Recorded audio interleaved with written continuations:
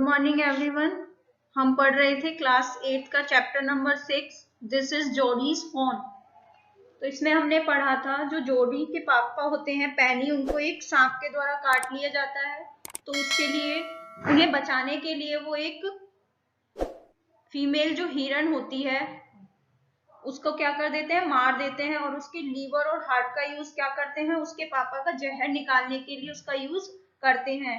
तो जो जोड़ी होता है उसे अचानक से याद आता है कि उस हिरन का जो बच्चा था छोटा फोन, उसके साथ हमने सही नहीं किया है, वो शायद भूखा मर रहा होगा, अकेला होगा या परेशानी में होगा। तो वो अपने पापा से उसे ढूंढ के लाने की परमिशन मांगता है। लेकिन जब वो जंगल में जाता है मिल के साथ, तो वो उसे हर उस जगह पर ढूंढता है जहां पर वो हो सकता है, लेकिन फिर भी वो उसे नहीं दिखाई देता है।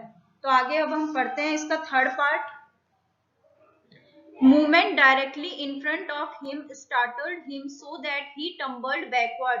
कि अचानक उसके सामने कुछ ऐसा होता है कि वो स्टार्टल्ड यानी आश्चर्यचकित हो जाता है, and so that he tumbled backward, और फिर इस कारण से वो पीछे की तरफ गिर जाता है।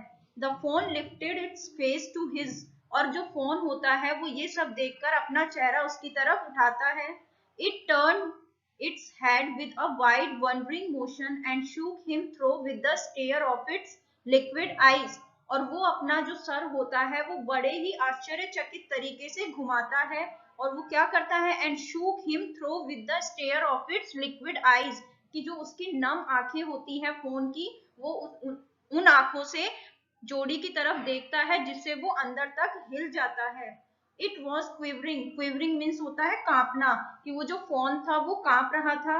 It made no effort to rise और रन, और उसने ना तो कोई उठने का प्रयास किया और ना ही वहां से भागने का प्रयास किया। Jody could not trust himself to move, Jody को अपने आप पर विश्वास नहीं हो रहा था, कि वो यकीन ही नहीं कर पा रहा था कि वो जो फोन है वो उसके सामने है और वो बिल्कुल भी वहां से हिला नहीं। He whispered, "It's me." वह धीरे से बोला कि यह मैं हूँ। The fawn lifted its nose, scenting him. Scenting means होता है सूंघना, कि fawn ने अपनी नाक उसे सूंघने के लिए उठाई। He reached out one hand and laid it on the soft neck. उसने अपना एक हाथ उठाया और उसकी मुलायम गर्दन पर रखा। The touch made him delirious. Delirious means होता है उत्तेजित या उत्सुक, कि उसका जो टच था यानी जैसे ही उसने उसे छुआ तो वो बहुत ही एक्साइटेड हो गया, उत्तेजित हो गया। He moved forward on all fours until he was close beside it, और वो अपने हाथ पैरों के बल घसीटता हुआ उसके बिल्कुल पास चला गया। He put his arms around its body, उसने उसे अपनी गोदी में उठा लिया। A light convulsion passed over it, but it did not stir. Stir means होता है हिलना, convulsion means होता है कंपन, कि एक हल्का सा कंपन उसके ऊपर से होकर गुजरा, लेकिन फिर भी वो हिला नहीं। He stroked its sides as gently as though the fawn were a china deer and he might break it। उसने इतने जेंटली यानी इतने आराम से उसके ऊपर हाथ फेरा कि जैसे वो फोन जो है वो चीनी मिट्टी से बना हो और टूट जाएगा। Its skin was very soft, उसकी जो त्वचा थी वो बहुत ही मुलायम थी। It was sleek and clean and had a sweet scent of grass, वो बहुत ही चिकना और साफ सुथरा था और उसके अंदर से घास की हल्की हल्की खुशबू आ रही थी। He rose slowly and lifted the phone from the ground। वो धीरे से उठा और उसने उस फोन को जमीन से उठा लिया। Its legs hung limply, उसकी जो टांगे थी वो कमजोरी के कारण लटक रही थी। They were surprisingly long and he had to hoist the phone as high as possible under his arms। They were surprisingly long, कि वो जो उसकी जो टांगे थी वो आश्चर्यचकित रूप से लंबी थी। And he had to hoist the fawn as high as possible under his arms, और उसने उस फोन को अपने आर्म्स यानी अपनी गोदी में उठा लिया, जितना ऊंचा वो उसे उठा सकता था। He was afraid that it might kick and bleat at sight and smell of its mother. वो डरा हुआ था, जोड़ी डरा हुआ था कि कहीं वो फोन अपनी मम्मी की खुशबू ना सूंघ ले, उसकी स्मेल ना सूंघ ले और उसे सूंघ कर वो मिमियाने लगे या फिर उसे किक मार दे। He skirted the clearing and pushed his way into the thicket। उसने फिर वो जो भी साफ जगह थी, जंगल में जो खाली जगह थी, वहां से उसने झाड़ियों के बीच में से निकलने का रास्ता बनाया। It was difficult to fight through with this burden, कि उसके लिए उस बर्डन को यानी उस फोन को गोदी में उठाकर चलना बहुत ही मुश्किल हो रहा था। The phones legs caught in the bushes and he could not lift his own with freedom, कि जो फोन की जो टांगे थी वो झाड़ियों में फंस रही थी और इसी कारण से जो जोड़ी था वो अपनी टांगे भी आजादी से नहीं उठा पा रहा था। He tried to shield its face from prickling vines, prickling vines means होती है कांटेदार जो बेल होती है, कि उसका फेस बार बार उसमें फंस रहा था और वो उसे उससे बचाने का प्रयास कर रहा था। Its head barbed with his STRIDE, और उसका जो सर था वो बार बार ऊपर नीचे हो रहा था, कि जैसे ही वो आगे कदम बढ़ाता वैसे ही उस फोन का जो सिर था वो बार बार ऊपर नीचे हो रहा था यानी हिल रहा था। His heart thumped with the marvel of its acceptance of him, और उसका जो दिल था वो उसे उसे वो ये सब चीजें सहन नहीं कर पा रहा था, यानी वो इतना खुश था कि उसे जब फोन मिल गया तो वो इस चीज को स्वीकार नहीं कर पा रहा था। He reached the trail and walked as fast as he could until he came to the intersection with the road home. He reached the trail, trail means होती है पतला पतला रास्ता, कि वो पतले रास्ते पर पहुंचा and walked as fast as he could, और वो जितना तेज चल सकता था उतना तेज चला until he came to the intersection with the road home, जब तक कि वो घर जाने वाले रोड के चौराहे पर नहीं आ गया था। He stopped to rest and set the phone down on its dangling legs. Dangling means होती है लड़खड़ाती हुई जो टांगे थी। He stopped to rest, फिर वो थोड़ा आगे जाकर रेस्ट करने यानी आराम करने के लिए रुका और फोन को उसने उसकी लड़खड़ाती हुई टांगों पर नीचे रख दिया। इट वेवर्ड ऑन देम, वह लड़खड़ाते हुए या डगमगाते हुए उसके पास आया। It looked at him and bleated, और वो उसे और फिर जो फोन है वो जोड़ी को देखकर मिमियाने लगा। ब्लीटेड मीन्स होता है मिमियाना। He said enchanted, I will carry you after I get my breath. उसने मंत्र मुग्ध होकर कहा कि मैं थोड़ा रेस्ट करने के बाद यानी सांस लेने के बाद तुम्हें फिर से उठा लूंगा। He remembered his father saying that a fawn would follow if it had first been carried. फिर उसे अपने पिता की एक कही बात याद आती है कि आपने अगर पहले किसी जानवर को उठाया है तो वो आपके पीछे आएगा। He started away slowly, उसने धीरे धीरे चलना स्टार्ट किया। The phone stared after him, phone उसे देखता रहा। He came back to it and stroked it and walked away again. जोड़ी फिर से वापस आया, उसने उसे सहलाया and walked away again, और फिर वो वापस चलने लगा। It took a few wobbling steps towards him and cried piteously. Wobbling means होता है लड़खड़ाते हुए, कि उसने कुछ कदम यानी फोन ने कुछ कदम लड़खड़ाते हुए उसकी तरफ आगे बढ़ाए और फिर वो दया के लिए चिल्लाने लगा। It was willing to follow him, वो उसका पीछा करने के लिए यानी उसके पीछे जाने के लिए इच्छुक था, यानी वो चाहता था कि वो उसके पीछे जाए। इट बिलोंग टू हिम, वो उससे बिलोंग करता था यानी उसका उससे संबंध था। इट वॉज हिज ओन, यह उसका अपना था। He was light headed with his Joy, वो इस खुशी से बहुत ही पागल हो गया था यानी उसे कुछ भी समझ नहीं आ रहा था कि उसे क्या करना चाहिए।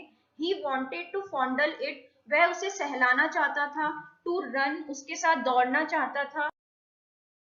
And romp with it, romp होता है खेलना, और उसके साथ खेलना चाहता था। To call to it to come to him, और उसे अपने पास आने के लिए बुलाना चाहता था। He dare not alarm it, लेकिन वो ये सब करके उसे अचानक से डराना नहीं चाहता था। He picked it up and carried it in front of him over his two arms, कि उसने उसे उठाया and carried it in front him over his two arms, और अपनी गोदी में उसे उठा लिया। उसने उसे नीचे से उठाया और अपनी बाहों में पकड़ लिया। It seemed to him that he walked without effort, और उसे ऐसा लग रहा था कि वो बिना किसी प्रयास के चलते जा रहा है। हिज आर्म्स बिगेन टू एक्ट and he was forced to stop again, उसकी जो आर्म्स थी यानी उसके जो शोल्डर थे वो दर्द करने लग गए थे और वो फिर से रुकने के लिए बाध्य हो गया था।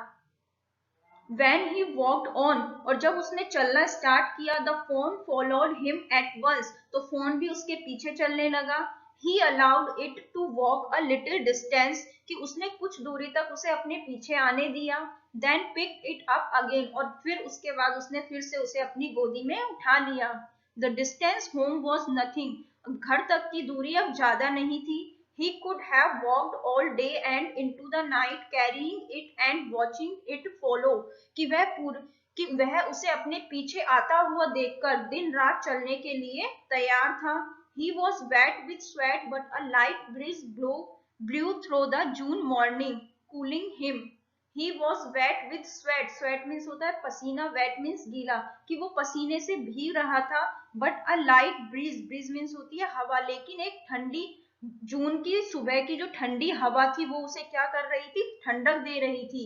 The sky was as clear as spring water in a blue china cup, कि आसमान इतना साफ था कि जैसे ब्लू कलर के चाइना कप में नदी का पानी हो. He came to the clearing. वह जंगल में खाली पड़ी जगह पर गया.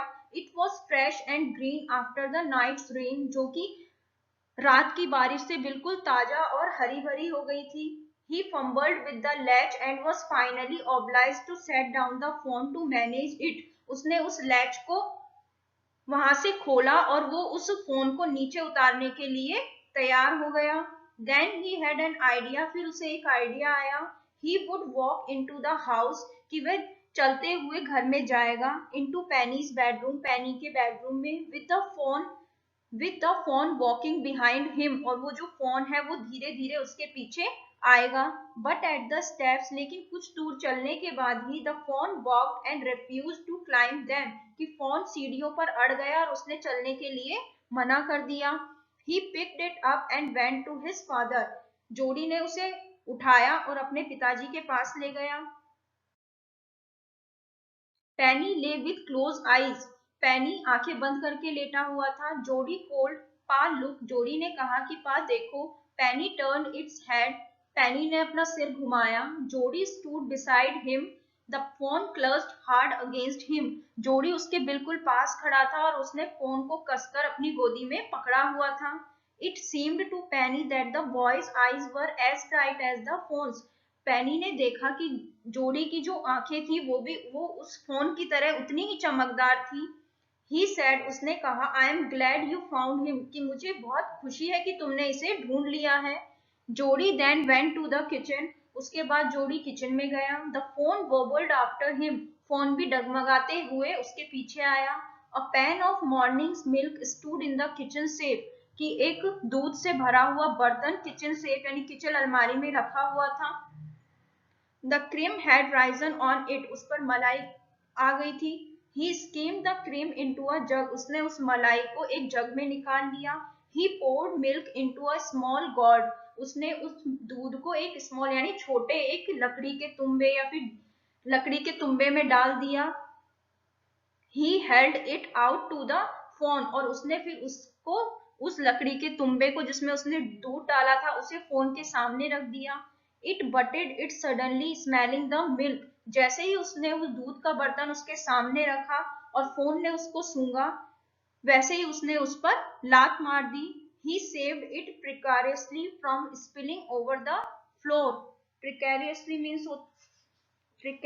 means होता है यानी बहुत ही कठिनाई से. ही सेव्ड इट प्रिकैरियसली यानी जोडी ने बहुत ही कठिनाई से उस दूध को जमीन पर फैलने से रोका था. It could make nothing of the milk in the guard, कि उस फोन को समझ में ही नहीं आ रहा था कि गार्ड में मिल्क है यानी उस लकड़ी के तुंबे में दूध है. He dipped his fingers in the milk and thrust them into the fawn soft wet mouth, कि जोडी ने अपनी जो उंगलियां थी वो दूध में डाली और उस फोन के सॉफ्ट वेट माउथ यानी गीले नरम जो मुंह था उसमें डाली. इट सक्ड ग्रीडीली, तो उसने उन उंगलियों को लालची तरीके से चूस लिया. When he withdrew them, और जब उसने वो उंगलियां उसके मुंह से बाहर निकाली. It bleated frantically and butted him, तो वो मिमियाने लगा और उसे धक्का मार दिया. He dipped his fingers again and as the fawn sucked, he lowered them slowly into the milk. फिर उसने वो यही चीज बार बार रिपीट करता रहा कि उसने दोबारा से अपनी उंगलियां दूध में डाली और उसने उसके मुंह में डाली तो फोन ने उन उंगलियों को चूस लिया और फिर से वो यही दोबारा रिपीट करने लगा. The phone blue and sucked and स्नॉटेड, तो फोन उन्हें क्या करने लगा, लालची तरीके से उन्हें चाटता और फिर क्या करता, स्नॉटेड यानी गुर्राने लगा. It stamped it's small hoops impatiently, कि वो जो अपने छोटे छोटे जो खुर थे यानी उसके जो पैर थे उनको बहुत ही इम्पेशेंटली यानी बहुत ही अजीब तरीके से स्टैम्प यानी जमीन पर मारने लगा। As long as he held his fingers below the level of the milk the fawn was content, कि जैसे ही वो अपनी उंगलियां दूध में डालता द फोन वॉज कंटेंट, तो तब तक वो फोन क्या रहता, संतुष्ट रहता, यानी वो दूध में डालकर जैसे ही उंगलियां बाहर निकालकर उसके मुंह में देता तो तब तक तो वो फोन संतुष्ट रहता। It closed its eyes dreamily, उसने अपनी आंखें बंद कर ली थी। It was ecstasy to feel its tongue against his hand, कि ये सब देखने में उसे बहुत ही अच्छा लग रहा था, कि जैसे वो उसके मुंह में उंगलियां डाल रहा था, ये सब उसे जो महसूस हो रहा था तो बहुत ही अच्छा लग रहा था। It's small tell flicked back and fourth, उसकी जो छोटी सी पूंछ थी वो इधर उधर हो रही थी यानी इधर उधर हिल रही थी। The last of the milk vanished in a swirl of foam and gargling, कि दूध का जो लास्ट घूंट था वो गड़गड़ाहट की आवाज से और झागों से समाप्त हो गया था। तो ये यहाँ पर आपका लेसन फिनिश होता है। आई होप आपको अच्छे से समझ आया होगा। Thank you so much.